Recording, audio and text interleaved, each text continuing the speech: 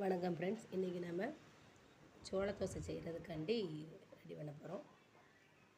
சோள தோசைக்கு இந்த கப் இந்த டம்ளர் எடுத்துருவேன். இதில் 1 டம்ளர் சோளம்,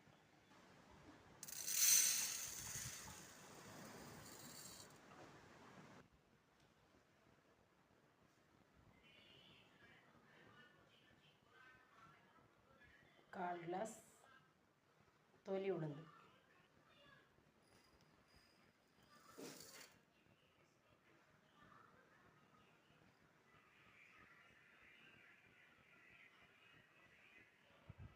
கால் டம்ளர் பாசிப்பயிறு,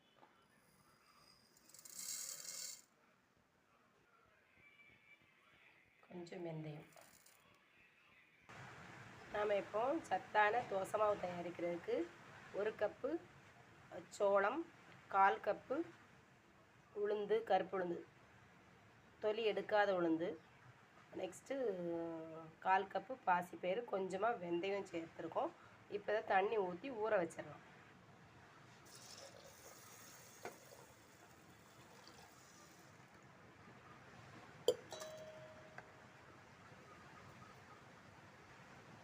இது 2 மணி நேரம் ஊறட்டும். 2 மணி நேரம் நல்லா ஊற வச்சாச்சு. இப்போ இதை கழுவி மிக்சியில் அரைச்சிடலாம். 2 மணி நேரம் ஊற வச்ச சோளம், உளுந்து, பாசிப்பயிறு, வெந்தயம் அந்த மிக்சியில் போட்டாச்சு. இப்போ ஆட்டி கொண்டு வந்துடலாம்.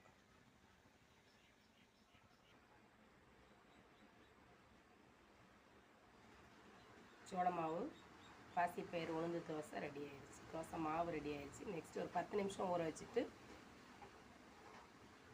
10 நிமிஷம் அது வச்சுருந்துட்டு அப்புறமா தோசை சுட்டுடலாம்.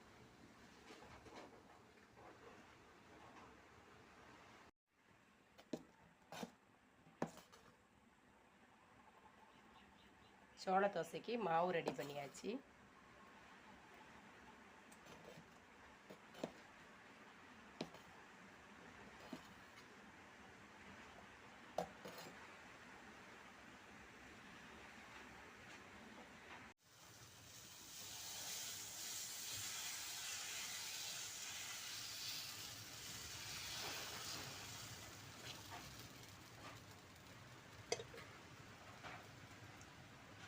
சோள மாவு உடனே ஆட்டி உடனே சுடுவோம்.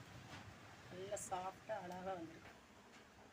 பாருங்கள், நல்லா சாஃப்டாக வந்துருக்கு.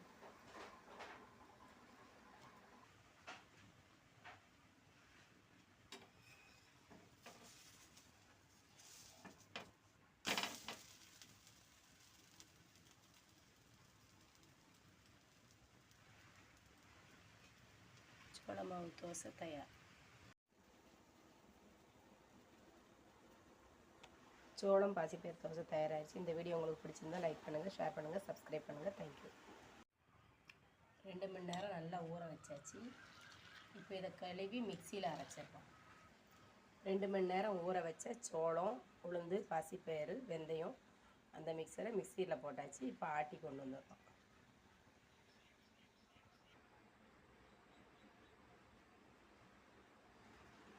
சோள மாவு, பாசிப்பயிறு, உளுந்து தோசை ரெடி ஆயிடுச்சு. தோசை மாவு ரெடி ஆயிடுச்சு. நெக்ஸ்ட் ஒரு 10 நிமிஷம் ஊற வச்சுட்டு 10 நிமிஷம் அது வச்சுருந்துட்டு அப்புறமா தோசை சுட்டுடலாம்.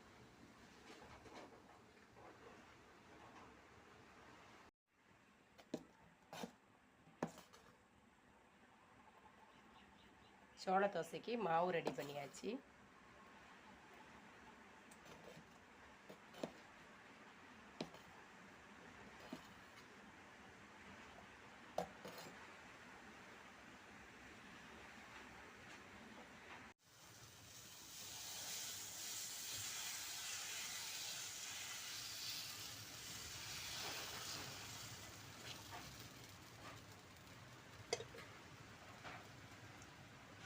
சோள மாவு உடனே ஆட்டி உடனே சுடுவோம்.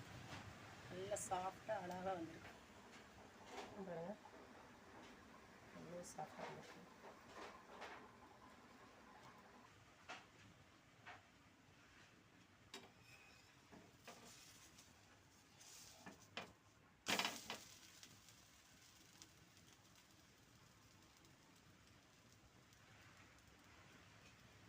சோள மாவு தோசை தயார்.